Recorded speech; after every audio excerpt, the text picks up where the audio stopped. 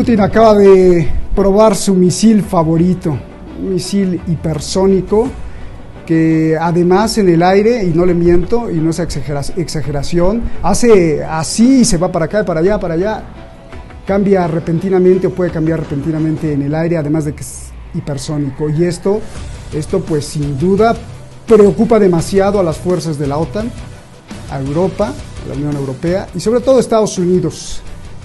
¿Qué contesta Estados Unidos o por qué Putin está haciendo esto? Todo es por Ucrania. ¿Qué hay más allá de Ucrania y qué intereses se manejan por los recursos naturales? Hay muchas cosas que preguntar, pero lo que sí estamos viendo es que a medida que se acerca el 2022, las cosas, y digo entre comillas, parecen ponerse cada vez más al rojo vivo. Aquí lo vamos a preguntar. Soy Roberto de la Madrid y esto que es suyo y que siempre ha sido suyo, Detrás de la Razón. Comenzamos.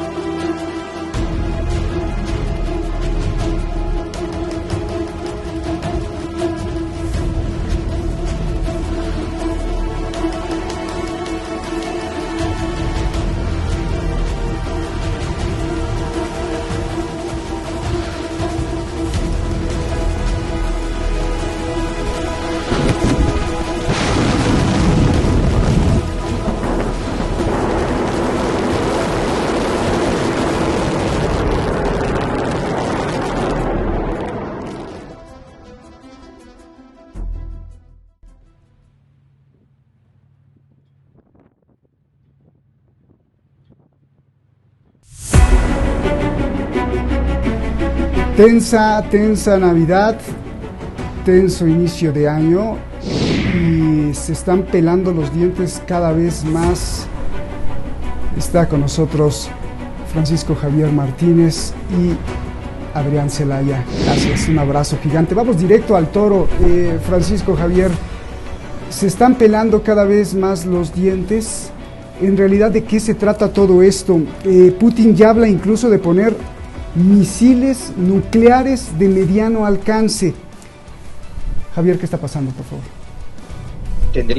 Buenas tardes, tendríamos que diferenciar los niveles de interlocución cuando estamos hablando de primeras espadas, es decir, de presidente POTUS y de presidente Putin. Es un lenguaje y es un nivel. Otra cosa es cuando se habla de los mamporreros que hay por el medio, es decir, habló de la OTAN, Stoltenberg, los Bálticos, UK, los Tres Mares, en donde está Polonia. Todo esto hablan un lenguaje belicista y en la realidad, luego tras la cumbre que hace escasos 10 días que tuvieron virtual Putin y Biden, han pasado muchas cosas y están pasando muchas cosas. ¿A qué me refiero? Si voy al primer nivel, del que hablo de presidentes, de Putin y Biden, y de los que importan, los generales Gerasimov y McMillin, las cosas ya no es de poner tanto, tensionarse y no de enseñar los dientes, porque ya las cartas las ha puesto Putin y las líneas rojas las ha puesto Putin claramente.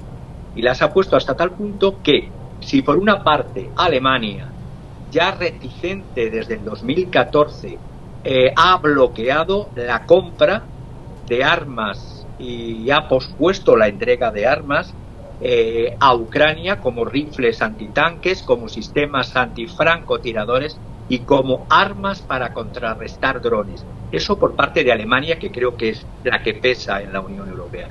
Y por otra parte, la administración Biden ha propuesto la prestación de asistencia militar, ya no solamente la declaración muy específica tras esa cumbre en donde dijo que no intervendría militarmente, el presidente Biden, ojo.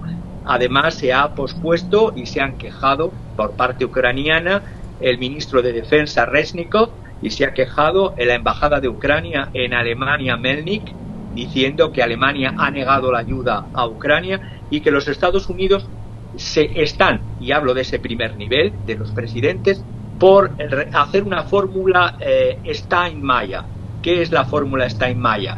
En honor al nombre del presidente de Alemania, Frank-Walter Steinmeier, es una fórmula que quiere una distensión, unas elecciones en Donbass, eso sí, con una todo lo que se había propuesto hace unos cuantos años en esa cumbre en París, donde estaba Macron, Angela Merkel y el presidente Putin y Zelensky, que en un principio parecía que se iba a buscar esa salida, que luego fueron los acuerdos que no se han puesto por parte de Ucrania, Minsk I, Minsk II, es decir, una salida negociada, una distensión, o como mucho, como dicen think tanks también conservadores, neocon en Estados Unidos. He estado estos días siguiendo a Stephen Blank.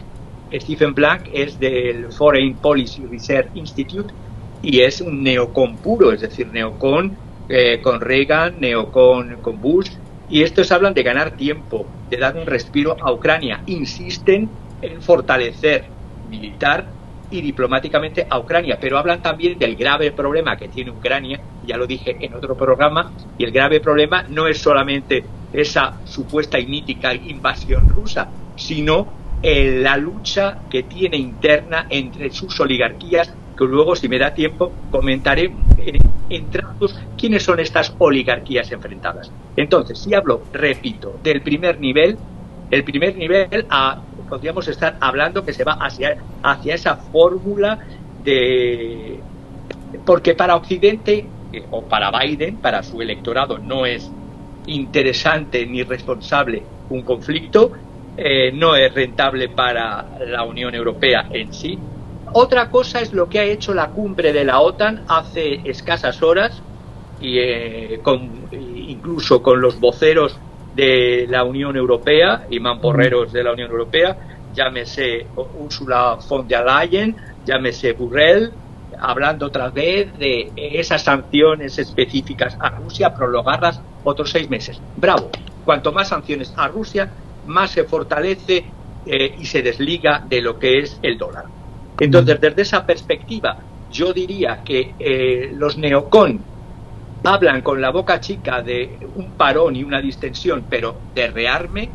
El presidente Biden habla en contra de lo que dicen esos estados intermedios, Ucrania, porque también habría que poner mucho en entredicho esa especie de relación entre Polonia y Ucrania. Son competidoras. El papel que quiere Ucrania es el papel que querría tener Polonia. Entonces, en esta desunión europea, los intereses, y además tenemos el caso de Alemania con un gobierno que se está constituyendo, y tenemos el caso de Francia con unas elecciones que vienen en nada. Por lo tanto, si los anglosajones siguen el juego de querer rearmar, Putin ya ha puesto no solo su circón, en su misil Zircon, sino que en los ejercicios Zapad en Ucrania, los ejercicios Zapad en la frontera de Ucrania pusieron muy claro el poderío no solo terrestre ruso, sino además de robótica rusa y de, por supuesto, de misiles. Entonces, en esto los americanos tienen muy claro lo que es la destrucción mutua asegurada. Y Rusia no va a permitir que se instalen misiles en territorio ucraniano que acortarían los minutos necesarios para responder en esta teoría de disuasión de destrucción mutua, que son 5 a 6 minutos. Hasta ahora tienen la ventaja los misiles hipersónicos en llegar al second strike del segundo golpe, que está automatizado. Es decir, tiran bombas, aunque las tirasen desde Ucrania a Moscú, y automáticamente los misiles irían a Washington, a San Francisco y a Bruselas. Esperemos que a Madrid, aunque tengamos estos ineptos que también votan y aplauden los 27 al unísono como focas de circo a sanciones sin tener nada a cambio. Por eso utilizo el término de la RAE en la segunda acepción, que dice que es un mamporrero, no solo el que hace lo de los caballos, sino el que trabaja para beneficio ajeno y, bueno, alguna comisión también propia. Entonces, desde esa perspectiva, yo creo que en primer nivel las cosas es de tomarse un tiempecito. No veo el conflicto como tal en directo, y en segundo nivel pues están los de siempre, los que prometen que Moldavia se independice económicamente de Rusia. Les prometen y luego ni les dan el gas para que se calienten y protestan porque Moldavia es recriminada por Rusia para que pague su factura, incluso con una reestructuración de deuda como le ha hecho. Entonces, la Unión Europea, primero, no es una unión, y segundo, tiene unos problemas internos, y Occidente tiene unos problemas internos económicos que ni incluso el sector más liberal de los think tanks, como es el de Julian Spencer Churchill, que también le sigo, pues están hablando de una contención y de un tomarse un tiempo. Es decir, ni los neocon que he dicho antes de Stephen Blank, ni los liberales intervencionistas militaristas están por la labor en este mismo momento. Bien. Adrián Celaya, te voy a hacer una pregunta muy rara, son dos preguntas en uno, una que es verdaderamente simple y muy superficial, y que por ser simple y superficial tiene que ver con la segunda, que es sencillamente compleja. A ver, con el apoyo, esta es superficial, con el apoyo, te pregunto, con el apoyo de Estados Unidos y de la OTAN, ¿Ucrania puede enfrentar a Rusia? Y aquí viene la segunda. ¿Es en realidad eso es lo que pretenden Estados Unidos y la OTAN? Bueno, depende qué entendamos por enfrentar. Pero claro, como ha expuesto Francisco, enfrentar en último término, si lo planteamos desde una perspectiva estratégica, yo diría que evidentemente es una locura. En este momento hay un reconocimiento general en el mundo, en los servicios de inteligencia y en los ejércitos, de que Rusia está muy por delante desde el punto de vista tecnológico en el ámbito estratégico, si nos planteamos una guerra, digamos, a nivel incluso nuclear, ¿no? Ese estar muy por delante, pues algunos hablan de 10, incluso de 15 años frente a Estados Unidos, puede suponer pues una capacidad de Rusia de, en el momento en que se sienta estratégicamente atacada, pues incluso borrar del mapa a Estados Unidos y Europa Occidental, ¿no? Con muy poco riesgo por su parte, ¿no?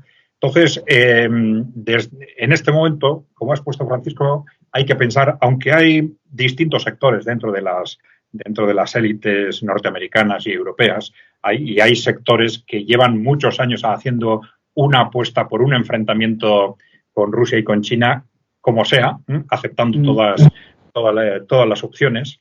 En principio hay que pensar que hay que entender que no están haciendo una apuesta por un enfrentamiento estratégico de ese tipo. Pero, claro, ya llevan muchos años en los que intentan, sin caer en ese enfrentamiento estratégico directo, ir dando pasos de tensionamiento continuo con Rusia y con China, que aíslen, que debiliten a estos países progresivamente para ver si poco a poco pueden destruirlos de forma indirecta, ¿no? Pero claro, ¿qué hay al final detrás de esto? Yo creo que nos tenemos que situar en el contexto de un documento referencial, que creo que ya lo hemos mencionado en este programa, del año 99, el Proyecto para el Nuevo Siglo Americano. Se detectaba un proyecto de los neocons que identificaban qué elementos, cuáles son los riesgos que tiene Estados Unidos, o más bien la élite que controla Estados Unidos, esa élite corporativa que controla Estados Unidos y Europa. ¿Cuáles son los riesgos para que Estados Unidos siga o no siga controlando el mundo en el siglo XXI? Y se identifican claramente China y Rusia, ¿no? ¿Y cómo hacemos frente a ese riesgo? Entonces, la estrategia era indirecta, era atacar fundamentalmente a los países musulmanes independientes para, a través de la desestabilización del mundo musulmán, aislar y, vamos a decir, anular o neutralizar y debilitar progresivamente a estos dos países, a China y a Rusia. Bueno, la estrategia de los países musulmanes ha fracasado. Después de 20 años y sobre todo con el punto de inflexión de la intervención rusa en Siria, Estados Unidos no ha hecho más que dar pasos atrás y al final los movimientos recientes de salida de Afganistán, salida de Irak, etcétera, lo que están reflejando es muy probablemente, y esto se está repitiendo mucho, es que al final Estados Unidos ha dado por perdida esa batalla y ha decidido concentrar sus esfuerzos directamente contra Rusia y contra China. Y seguramente esa es la situación en la que nos encontramos. Claro, en el caso de Rusia, esto se está reflejando ya desde hace mucho tiempo en un proceso continuo de avance de la OTAN hacia el este en contra de lo verbalmente pactado en su momento, en el momento de la caída de la Unión Soviética. Bueno, vamos, Alemania se unifica, lo que era la Unión Soviética se deshace, etcétera, pero la OTAN no se mueve hacia el este. Bueno, se movió de forma progresiva. En teoría, la OTAN se suponía que era un instrumento de defensa frente a la Unión Soviética, entonces se vio que no, prácticamente, que a pesar de haber desaparecido la Unión Soviética, la OTAN era un instrumento beligerante para defender los intereses de la élite corporativa occidental, y a eso se ha dedicado durante estos años. ¿Qué ha ocurrido? Pues que el riesgo de ataque, de un ataque táctico o de un ataque estratégico, se ha hecho cada vez mayor para Rusia a medida que se incorporaban nuevos países a la OTAN y las fronteras de la OTAN se acercaban a su territorio. Hay que tener en cuenta que el caso de Ucrania está a apenas 500 kilómetros de Moscú. No es prácticamente nada para el caso de un ataque estratégico, ¿no?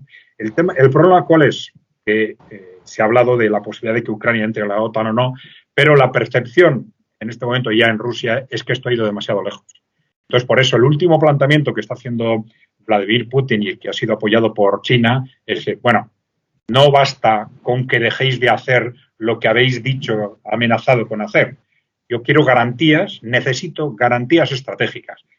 Estamos dispuestos a dar a Estados Unidos garantías estratégicas que sean necesarias para Estados Unidos, pero necesitamos garantías estratégicas de que Rusia no va a ser atacada, ¿no? Entonces, lo que ha hecho la OTAN durante todos estos años ha sido, al contrario, intentar cercar y debilitar, como lo ha hecho con China también, intentar cercar y debilitar por todos los medios posibles a Rusia. En el caso de Ucrania, de forma muy evidente, había en Ucrania un gobierno corrupto pero democrático, con que de forma alterna pues iban gobiernos más o menos cercanos culturalmente a Rusia y de forma coordinada entre Estados Unidos y la Unión Europea sería un golpe de Estado derribando a un gobierno democrático y con la complicidad de elementos neonazis, ¿no? Y es ese golpe de Estado y a través del cual se sitúa un gobierno beligerantemente antirruso en sus propias fronteras, en el que Rusia no tiene más remedio que reaccionar con la incorporación de Crimea, etcétera, ¿no? Entonces, a partir de ese momento se desarrolla toda una dialéctica en Europa intentando justificar todo tipo de sanciones que al final, con un pretexto o con otro, tienen un objetivo clarísimo de debilitar a un enemigo estratégico como Rusia. Rusia tiene unas razones objetivas para ser considerado como un enemigo. Fundamentalmente por su dimensión, por su importancia, porque está mucho más cercano culturalmente a Europa que China.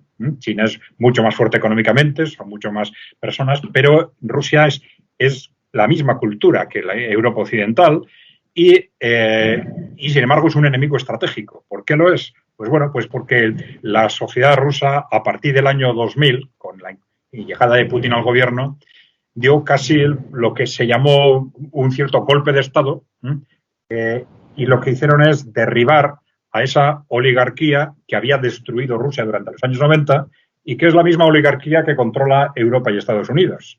Claro, a partir de ese momento Rusia crea un régimen socioeconómico y político autónomo que es algo intolerable para esa élite occidental, intolerable y tremendamente peligroso. Es decir, saben que si ese régimen simplemente se asienta en Rusia, su contagio hacia Europa va a ser inevitable. Y por eso no pueden tolerar el mantenimiento de un sistema autónomo e independiente como el de Rusia.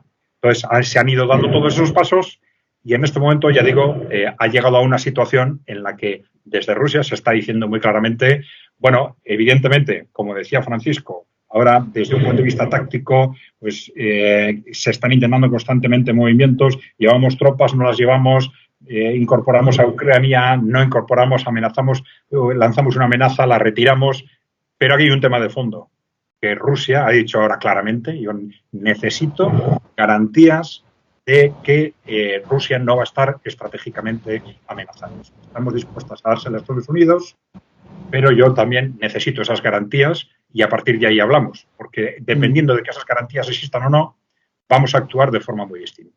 Y yo creo que el mensaje está lanzado clarísimamente y además con un pleno apoyo en este momento de China. Oye, Adrián, al principio empecé como una caricatura, pero es que es un poco didáctico, que hace unas horas Putin probó su misil, pues muchos dicen que es el favorito porque es hipersónico y es el que cambia así rápidamente en el aire. ¿Por qué hace esto Vladimir Putin? ¿Y por qué o qué sabe Putin de los misiles que podría colocar la OTAN o Estados Unidos cerca de la frontera en Ucrania hacia Rusia? O sea, ¿por qué los considera peligrosos si tiene, por ejemplo, los hipersónicos y si tiene otras estrategias electrónicas para poder derribarlos? Sí, el origen de las tecnologías hipersónicas está muy directamente relacionado con lo que hemos comentado ahora mismo, de acercamiento de la OTAN hacia las fronteras de Rusia.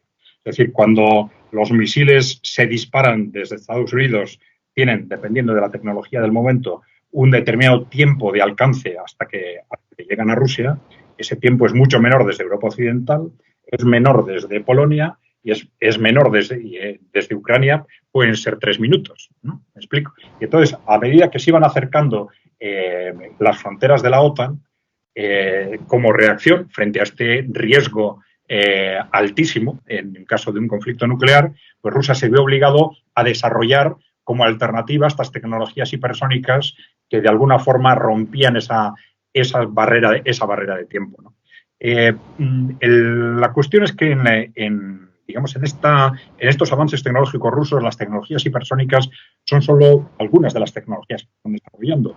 Hay una serie de tecnologías diversas en las que Rusia ha tomado la delantera, ya digo, en 10-15 años frente a Estados Unidos, y esto es algo que ha resultado sorprendente, está sorprendiendo desde hace muchos años, a todos los servicios de inteligencia, y la cuestión es cómo es posible que Rusia haya conseguido esa ventaja con un presupuesto que es la 10ª parte del de Estados Unidos, ¿no? Un presupuesto militar que es la 10ª parte del de Estados Unidos. Hay distintas explicaciones.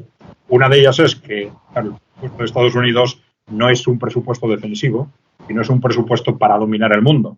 Claro, Estados Unidos tiene cientos, miles de bases en todo el mundo para controlar territorialmente todo el mundo, y esto es carísimo. Luego es un presupuesto que se basa en la colaboración pública-privada que no está funcionando bien. Las inversiones están carísimas al ejército norteamericano y además hay muchos proyectos en los que son dependientes de estructuras privadas monopolistas que ponen los precios que quieren, que hacen las cosas mal en un proyecto y mal en otro, están funcionando terriblemente mal y esto está ocasionando un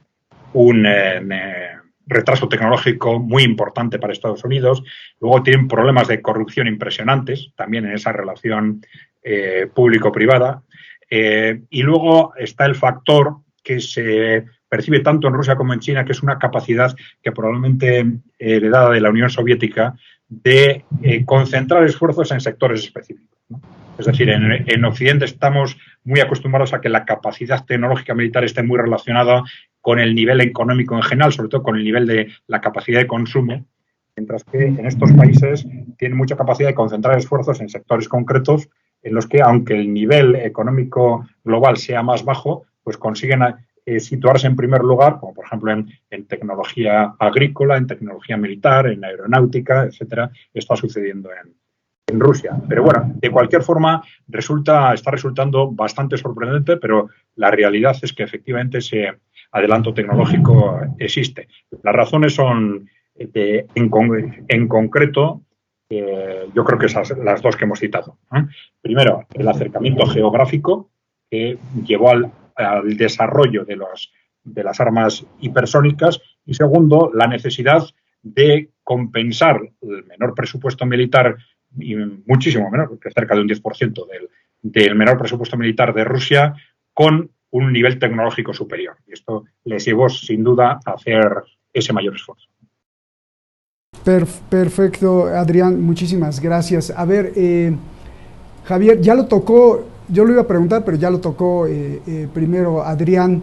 China está apoyando la idea, te pregunto, de que la OTAN dé garantías a Rusia. Y yo te pregunto, ¿China pensando en que se puede confiar en la OTAN y en Estados Unidos? ¿O es que ya se están poniendo de acuerdo tras bambalinas?